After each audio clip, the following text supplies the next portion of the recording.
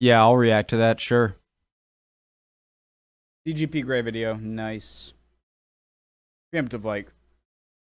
Hi guys, how are you? Where are my manners? My name's Connor, if you are new. I've been going through J Foreman, Matt Men, and CGP Grey, the channel videos again, because I had done so many reactions to those channels. They're so great, those channels, that I figured I pretty much did all of them, but I've been going back through them, and there are a bunch I haven't seen, and so I'm excited. And so if you're not a fan of those videos, then you might want to sit out next few days. Jesus. Yeah, let's go. My name's Connor. Original link, top description. Below that, Discord link. Love to have you. How the Electoral College works. Yup. Election day, when Americans everywhere cast their ballot for the next president of the United States. I did that. Except, not really. Americans don't directly vote for president. So what's happening on election day then? It's a bit complicated because of something called the Electoral College.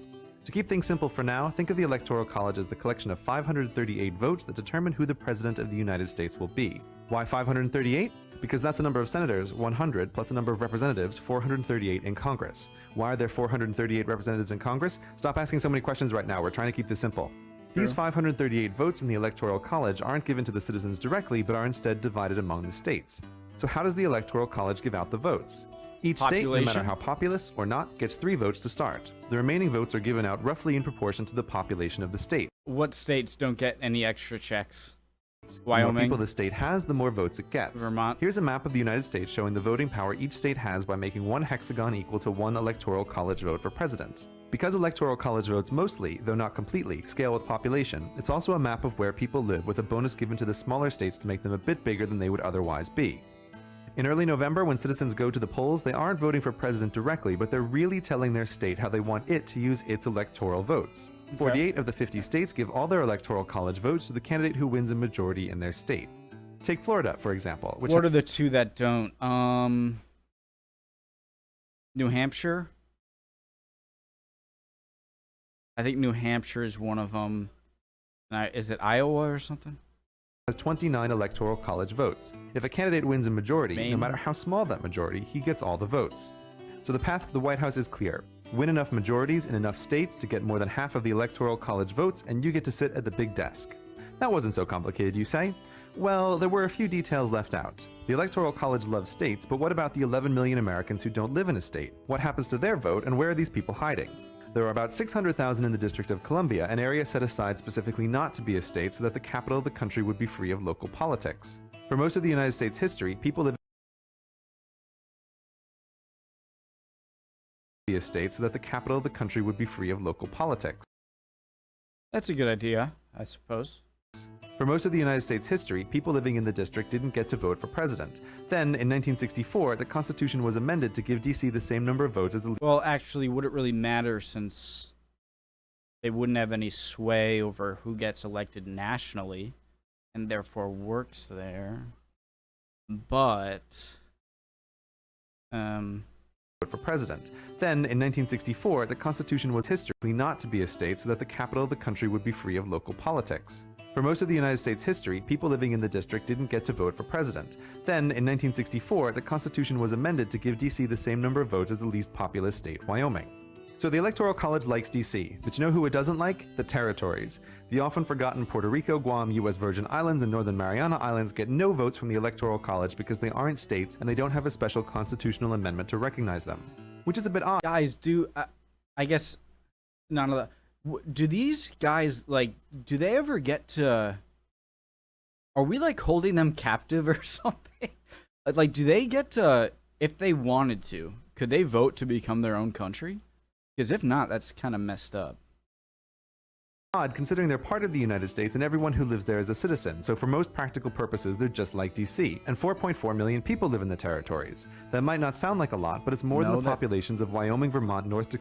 That's like 4 times the size of Rhode Island. South Dakota, Alaska, and Delaware combined. But still, no votes from the Electoral College do they get. The whole situation with territories is extra strange when you consider the final group of Americans who don't live in the States, the 6.3 million Americans who live abroad. If you're a United States citizen who moves to a foreign country, you can usually send a postal vote to the last state that you resided in. But if you move within the United States to one of its territories, you lose your right to vote for president as long as you live there, making these the only spots on the whole earth where Americans are not allowed to vote for president. So even if you're born in the United States and like live your life in the like continental US or in one of the 50 states, and you vacation or work outside of the US other than the territories, you still get to vote. But if you vacation or work in a territory, you can't vote? Is that... Actually, they're the only spots in the whole universe because American astronauts are allowed to vote from space. The last bit of Electoral College complication is the weirdest and has to do with the votes themselves. The state of Florida and all the others don't really give votes to a candidate. That's just a simplified way to think about it, because the reality of the situation is odd. What citizens are voting for on Election Day is a group of electors appointed by the political parties who choose the president on the citizens' behalf. The number of votes that a state gets from the Electoral College is actually the number of electors the state is allowed to send to a collegiate meeting to vote on who the president will be. What makes it odd is that while... I never knew that.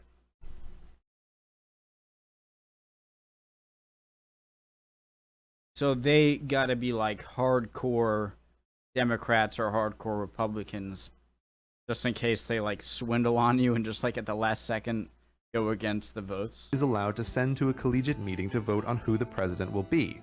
What makes it odd is that while these electors promise they will vote for president as their state citizens want them to, they aren't required to do so. Electors are free to vote the way they want. While this has never swung an election, crazy. 87 times in the past, electors have voted against the wishes of the very people. While this has never swung an election, 87 times in the past, electors have voted against the wishes of the very people who elected them. I mean, I get the rebuttal of, hey, it's in the rules, but...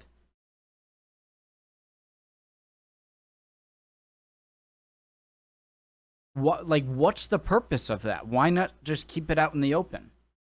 Like assign... Keep the don't put them all in a room. Don't even have it. Like an elector shouldn't even be a job at all. It should just be a title as someone who says, yeah, my state, you know, these are the ones that lined up for this candidate. This is what we want.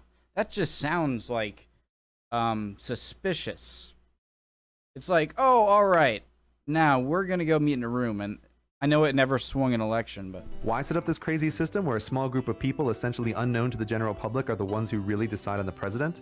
Because in the 1700s, when the Electoral College was designed, the quickest way to send a piece of information was to write it down on a piece of paper, hand it to a guy on a horse, wish him Godspeed, good sir, and hope he didn't get killed by Indians or die of dysentery along the way. Because information moved so slowly, and because the young country was so big, the idea was to send all the electors to Washington where they could have the most up-to-date information to make decisions for the people back home who wouldn't know the latest news. So are they essentially like ambassadors?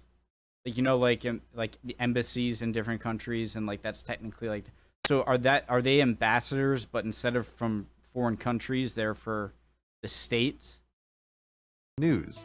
Though now, when we carry information on beams of light in fiber optic cables rather than on the backs of herd animals, this particular aspect of the Electoral College might seem a little out of date.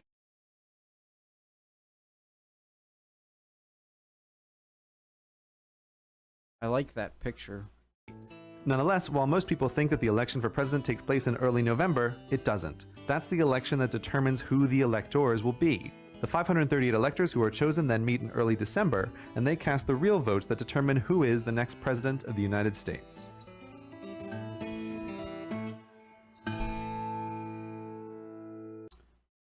Watch part 2. I will do this later.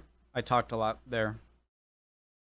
Hope you're all doing well. Did I have any questions? I don't think so. This is a video about America, and only like 8% of my viewers are American, so I'm probably talking to like 10 people. Love you guys, though. Keep your chin up. If you're not doing well, you'll be good soon. If you are good, then just stay that way. See ya.